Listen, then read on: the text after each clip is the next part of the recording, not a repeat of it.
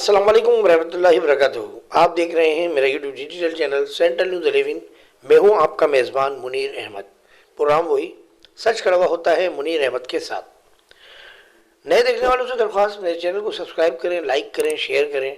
Video अगर आप पसंद करते हैं तो उसको दोस्तों के सोशल मीडिया लिंक पर ज़रूर शेयर करें। पुराने देखने वालों से भी दरख्वास्त कि मेरी वीडियो अपने दोस्तों के सोशल मीडिया लिंक पर ज़रूर शेयर करें। अपने कमेंट्स क्या करें, जवाब मैं आपको बिल्कुल देता हूँ, बिल्कुल दूंगा। बुरे कमेंट्स का जवाब बिल्कुल नहीं दूंगा। सियासी कमेंट्स का भी जवाब देता हूँ क्योंकि मैं एक सहाफ़ी हूँ, यहाँ बैठ के मैं सहाफ़त कर रहा हूँ।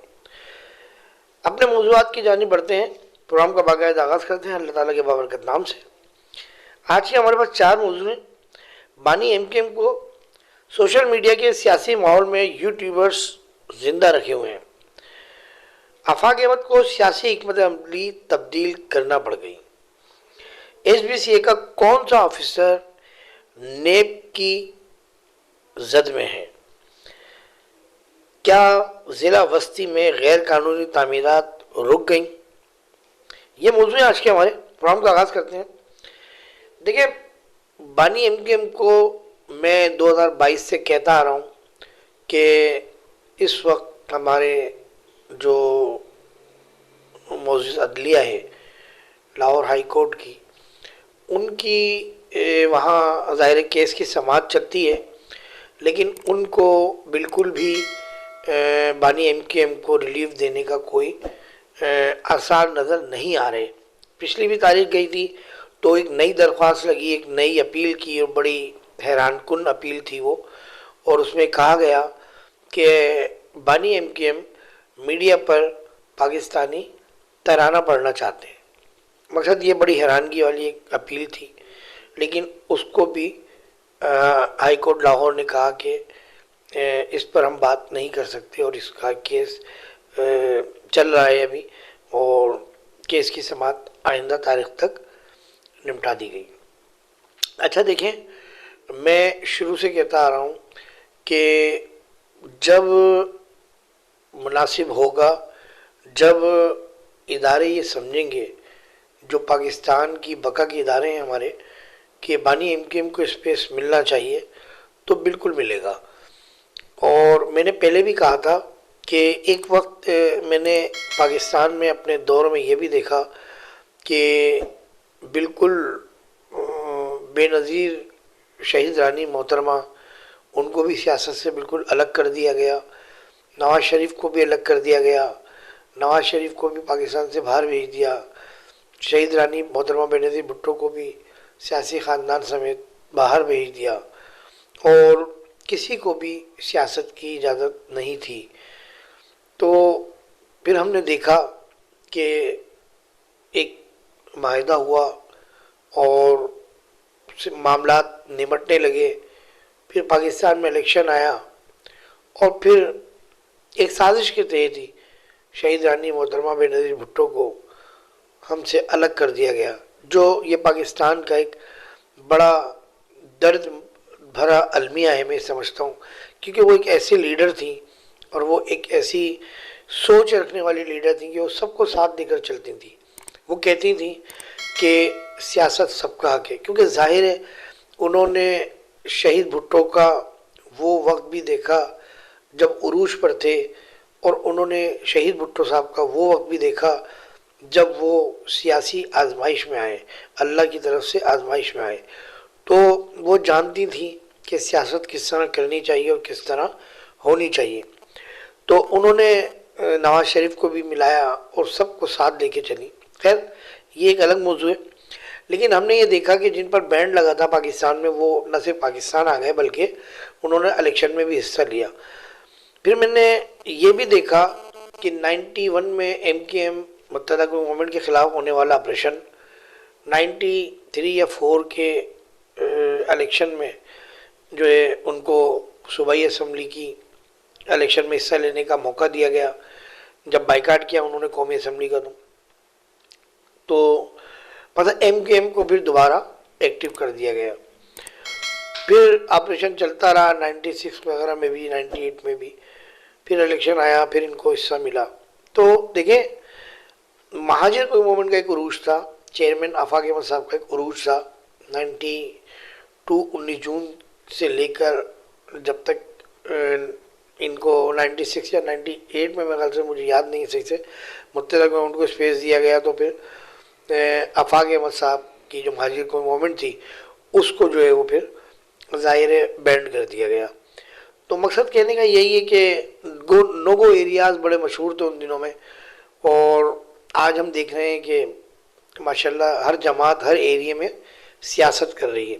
اچھی بات ہے، سیاست ایسی ہی ہونی چاہیے، کوئی علاقہ کسی کے لیے مخصوص نہیں ہونا چاہیے. خیر، تو بانی ایم کیو ایم کا جو معاملہ ہے وہ بھی اسی لیے رکا ہوا ہے.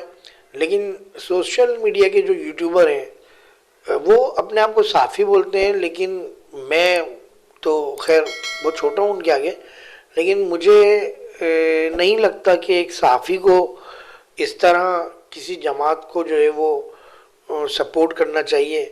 میں نام نہیں لوں گا. ابھی الطاف حسین صاحب کی ایک مہم چلی تھی 1 روپیہ والی، تو وہ یوٹیوبر جو ہے وہ باقاعدہ باکس لے کے بنس روڈ پہ ماسک لگا کے اور وہ 1 روپیہ ڈونیشن مانگ رہے تھے. خود باکس انہوں نے ہاتھ میں اٹھایا ہوا تھا. تو اب مجھے نہیں پتا کہ انہوں نے یہ ایک صحافی ہونے کی حیثیت سے کام کیا یا بانی ایم کیو ایم کی تنظیم کے کارکن کی حیثیت سے کام کیا، واللہ عالم، وہی بہتر جواب دیں گے. اچھا، اسی طرح انیس منصوری صاحب ہیں، وہ ماشاءاللہ بانی ایم کیو ایم کے حوالے سے تھمبنیل بھی لگاتے ہیں، پروگرام بھی کرتے رہتے ہیں. حالانکہ نو ڈاؤٹ ایسی کوئی خبریں نہیں ہوتی کہ ان کو ہم سوشل میڈیا پہ لگائیں، یوٹیوب پہ اس کو ہم چلائیں. ہاں ظاہر ہے، ہم دیکھیں فالوورز تو ہیں، میں نے پہلے بھی کئی بار کہا فالوورز ہیں بانی ایم کیو ایم کے، لاکھوں فالوورز ہیں، اس میں کوئی شک کی بات ہے ہی نہیں. تو ظاہر ہے جب بانی ایم کیو ایم کے حوالے سے کوئی تھمبنیل لگتا ہے یوٹیوب پہ یا کوئی بات کہی جاتی ہے تو وہ پھر ان کے جو مداح ہیں وہ دیکھتے ہیں، چاہے کوئی بھی ہو. میرے اپنے چینل پر آپ نے دیکھا ہوگا کہ بانی ایم کیو ایم کے حوالے سے میں کوئی پروگرام کرتا ہوں، تھمبنیل لگاتا ہوں تو اس میں ہزاروں ویورز آ جاتے ہیں. آفاق صاحب پہ اتنے نہیں آتے، کسی اور لیڈر پہ اتنے نہیں آتے. تو الطاف حسین صاحب بانی ایم کیو ایم کے فالوورز ہیں، یہ حقیقت ہے، اس سے کوئی انکار نہیں کر سکتا. لیکن social media per how now کے نام سے ایک چینل ہے، وہ بانی ایم کیو ایم کو ماشاءاللہ روز پروموٹ کرتے ہیں. ایک انیس منصوری ہیں، وہ پروموٹ کرتے ہیں ماشاءاللہ بانی ایم کیو ایم کو. اور ایک دو اور ہیں جو بانی ایم کیو ایم کو وہ پروموٹ کرتے ہیں اور ان کو یوٹیوب پہ ماشاءاللہ آن رکھا ہوا ہے. میرے پاس تو بھائی کوئی خبر آتی ہے تو میں جو ہے وہ ان کے حوالے سے وہ پروگرام کر لیتا ہوں، اور اگر کوئی ایکٹیویٹی ایسی ہوتی ہے ان کی اپنی ذاتی یا کوئی بیان ایسا ہوتا ہے تو اس پہ میں اپنا تجزیہ پیش کر دیتا ہوں. اچھا، سیکنڈ موضوع ہمارا ہے سندھ بلڈنگ کنٹرول اتھارٹی کا کون سا آفیسر نیب کے ریڈار پر ہے، نیب کی زد میں. دیکھیں، سندھ بلڈنگ کنٹرول اتھارٹی کا ایک آفیسر ہے اشفاق کھوکر. ہم نے اس کے حوالے سے پہلے بھی آپ لوگوں کو آگاہ کیا تھا. تو یہ جو نیب کی انکوائری ہے، اس کے باوجود ایس بی سی کے مبینہ کرپٹ آفیسر اشفاق کھوکر نے جو ہے وہ کوئی جواب نہیں دیا. لیکن اشفاق کھوکر کو ہی ایپلیٹ کمیٹی کا رکن بنایا گیا جو غیر قانونی تعمیرات وغیرہ دیکھے گی.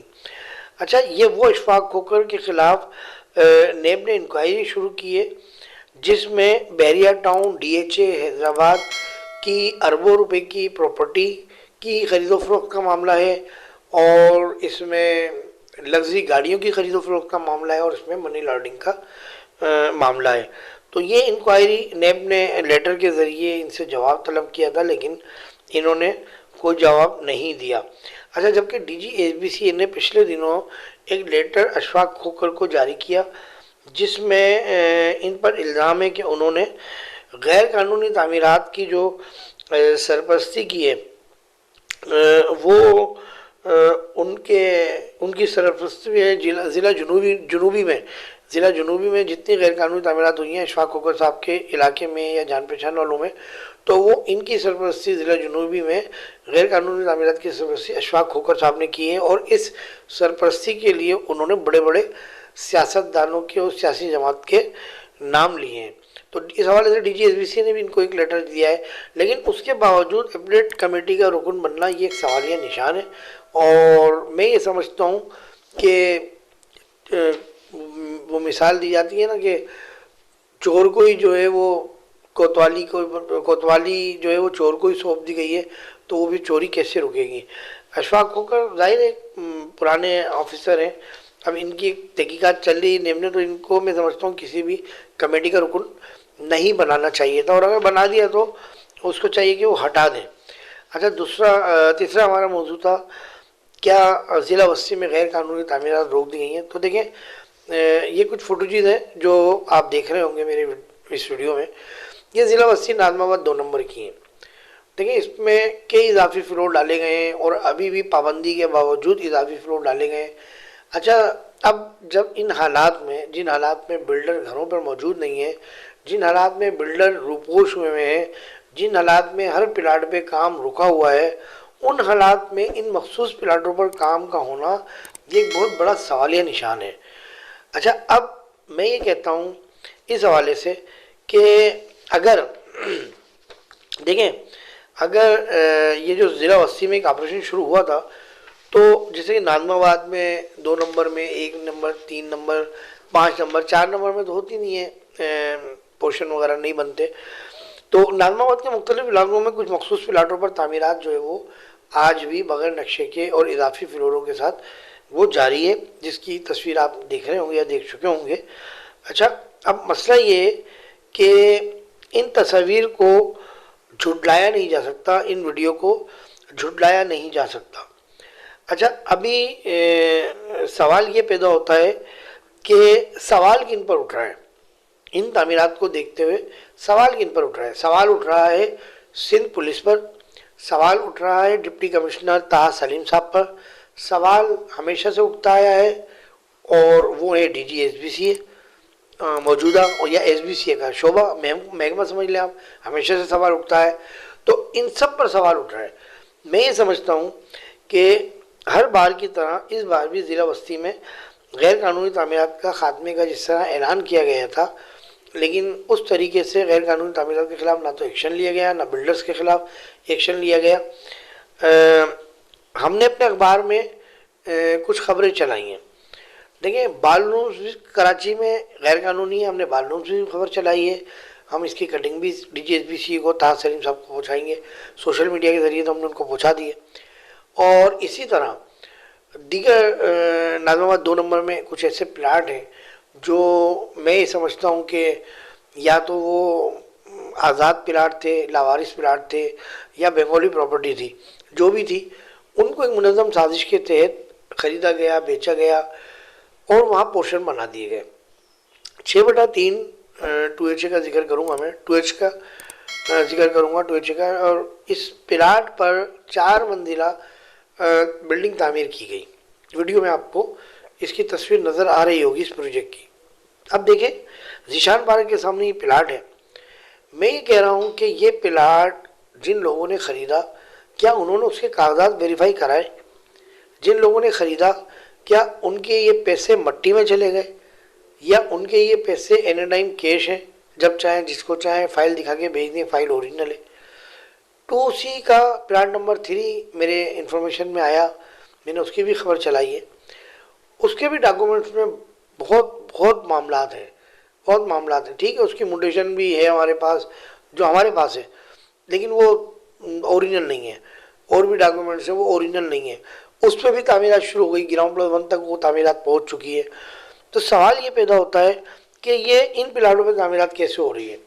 اب یہ جس کے بھی پلاٹ ہیں، یہ بلڈنگ کنٹرول اس کی تحقیقات کرے گا، KDA اس کی تحقیقات کرائے گا، طاہر سلیم صاحب ڈپٹی کمشنر اس کی تحقیقات کرائیں گے، ہم تو ان کو اپنے اخبار کی کٹنگ کے ذریعے، اپنے اخبار کے لیٹر پیڈ کے ذریعے آگاہ کر دیں گے۔ ہمارا کام ہے اخبار میں خبر شائع کرنا، اور ہمارا کام ہے اس کو متعلقہ کام تک پہنچانا، یہ اطلاع دینا، یہ ہمارا کام ہے، اس کی تحقیقات کروانا۔ خیر، ابھی ہم بات کر رہے تھے کہ غیر قانونی تعمیرات جو ہو رہی ہے، اس پہ جو الزامات لگ رہے ہیں، تو ان کے لیے تمام اداروں کو بھرپور کارروائی کرنی چاہیے، تاکہ وہ ان اداروں پر لگنے والے الزامات ختم ہوں. کیونکہ دیکھیں SBCA پہ تو لگتا ہی رہتا ہے الزام، وہ تو کوئی مسئلہ ہی نہیں، ادارہ ہے وہ تو. اب اس بار SSP صاحب کو بھی داخل کیا سینٹرل کے، یعنی پولیس انوالو ہو گئی، پھر طاہر سلیم صاحب ڈپٹی کمشنر انوالو ہو گئے. تو عزتیں تو ان کی بھی ہیں نا، عزت تو ان کے ڈپارٹمنٹ کی بھی ہے نا، تو ان کو مجروح نہیں ہونا چاہیے. خیر، یہ ہمارا بلڈنگ کنٹرول کے حوالے سے موضوع تھا. اگلا موضوع ہمارا ہے آفاق احمد صاحب کا، کہ آفاق احمد صاحب نے سیاسی حکمت عملی اپنی تبدیل کر دی. یہ ہمارا آخری موضوع ہے. دیکھیں، میں نے بہت پہلے کہا تھا کہ آفاق احمد صاحب ون مین شو کرتے ہیں. آپ نے دیکھا ہوگا وہ پریس کانفرنس کرتے تھے، ساری پریس کانفرنس ان کی اٹھا لیں تو وہ اکیلے بولتے تھے، آس پاس والے لوگ بیٹھے رہتے تھے، وہ بیچارے یوں گردن ہی لاتے رہتے تھے، کچھ بولتے نہیں تھے. اچھا، اس کی کمی کہاں محسوس کی؟ شاید انہوں نے بھی کی، ہم نے بھی کی تھی، کہ جب وہ گرفتار ہوئے ان کی کمیٹی کے کچھ اراکین ایک ہی بار منظر عام پر آئے ان کی غیر موجودگی میں. لیکن ہم صحافی تو جانتے ہیں کون کون کیا کیا عہدہ رکھتا ہے، لیکن عوام نہیں جانتی. تو ہم نے ان سے درخواست کی تھی آفاق احمد صاحب سے، اور میڈیا پہ اپنے چینل پر، کہ آفاق احمد صاحب اپنی کمیٹی کو بھی آن کریں اور کمیٹی کے دیگر لوگوں کو بھی جو ہے وہ آن کریں، ان کو بھرپور سیاست میں حصہ لینے دیں، تاکہ لوگوں کو پتہ چلے کہ ہم مہاجر کمیونٹی کے یہ ذمہ داران ہیں. تو اس پہ ہم نے جو چینجنگ دیکھی، ایک تو یہ دیکھی کہ ایک دو پریس کانفرنس ہم نے دیکھا کہ انہوں نے اپنے ذمہ داران کو بولنے دیا. اچھا، ظاہر ہے دیکھیں چیئرمین صاحب جب بات کرتے ہیں تو وہ اپنے لب و لہجہ کو بالکل مدھم رکھتے ہیں، اور ایک نارمل جو لہجہ ہونا چاہیے وہ رکھتے ہیں. حالانکہ ایک لہجہ ان کا وہ بھی تھا جو ہم نے 92 سے 96 تک دیکھا تھا، ایک وہ لہجہ بھی تھا ہم نے آفاق احمد صاحب کا دیکھا تھا. لیکن اب جو لہجہ ان کا وہ چینج ہوا ہے. لیکن جب ان کے ساتھ والوں کو موقع دیا گیا تو وہ بیچارے پھر ظاہر جذبات میں آ گئے، لیکن ان کو بھی آفاق صاحب نے، آپ لوگ ویڈیو میں دیکھ سکتے ہیں، ان کا گھٹنا بھی تھپ تھپایا، ان کو روکتے بھی رہے. تو ظاہر ہے اب ان کے ذمہ داران کو بھی یہ چاہیے کہ جتنا موقع دیا جائے اتنی ہی بات کریں. تو ہمیں خوشی یہ ہوئی فی الحال کہ 2 روز پہلے ڈسٹرکٹ سینٹرل میں بھی ایک اجلاس ہوا ماضی گورنمنٹ کے چیئرمین آفاق احمد صاحب کی پارٹی کا، اور ڈسٹرکٹ سینٹرل کے ذمہ داران نے انہوں نے حصہ لیا اس اجلاس میں. بہت بھرپور کارکنان موجود تھے، ڈسٹرکٹ سینٹرل کے بھرپور کارکنان موجود تھے. دیکھیں، آفاق احمد صاحب نے بھی اب اپنی جو ہے وہ سیاسی بصیرت کو دوبارہ زندہ کر دیا ہے، اور شہر کراچی میں ان کے کارکنان ایکٹیو ہو گئے ہیں. بہت سے کارکنان ایسے تھے ان کے جو نئی سیاست میں حصہ لے رہے تھے، نئی بات کر رہے تھے، خاموش تھے، وہ بھی اون ہو گئے. کچھ جو نئے آئے ہیں ان کو دیکھ کے، جو ابھی حکمت عملی جو آفاق صاحب نے اٹھائی ہے ڈمپرز کے حوالے سے، ایکسیڈنٹ کے حوالے سے، تو وہ دیکھ کے بھی کچھ نئے کارکنان بھی آئے ہیں، جن میں خواتین بھی شامل ہیں، جینٹس بھی شامل ہیں. اچھی بات ہے. مہاجر کی ایک آواز اٹھانے والی یہی ایک تنظیم ہے، مہاجر قوم کو رن کرنے والی یہی ایک تنظیم ہے، مہاجر قوم کا نام لینے والا یہی ایک واحد لیڈر آفاق احمد ہے اس وقت، جو مہاجر قوم کے لیے آواز اٹھا رہا ہے. پس پردہ یا پیچھے کیا کہانی ہے اس کا میں نہیں جانتا کچھ بھی، یہ اللہ جانتے ہیں، اللہ تعالیٰ جانتے ہیں، یا آفاق احمد صاحب جانتے ہیں، یا دیگر لوگ جانتے ہوں گے. لیکن ہم یہ جانتے ہیں بظاہر کہ آفاق احمد صاحب مہاجر قوم کے لیے آواز اٹھا رہے ہیں، اور اللہ ان کو کامیاب کرے. اپنا بہت خیال رکھیے گا، دعا کیجیے گا پاکستان تک قیامت سلامت رہے. پروگرام کا اختتام کرتے ہیں. تمام ادارے، رینجرز، پولیس فورس، انویسٹیگیشن کے ادارے، ہمارے تمام سول ادارے، انٹیلیجنس کے ادارے، ان تمام کو، نوجوانوں کو، افسران کو اللہ اپنی امان میں رکھے، پناہ میں رکھے. ہم سب کو اللہ اپنی امان میں رکھے، پناہ میں رکھے. کیمرہ مین علی عباسی کے ساتھ سینٹرل 11 سے منیر احمد کو اجازت دیجیے. السلام علیکم ورحمۃ اللہ وبرکاتہ.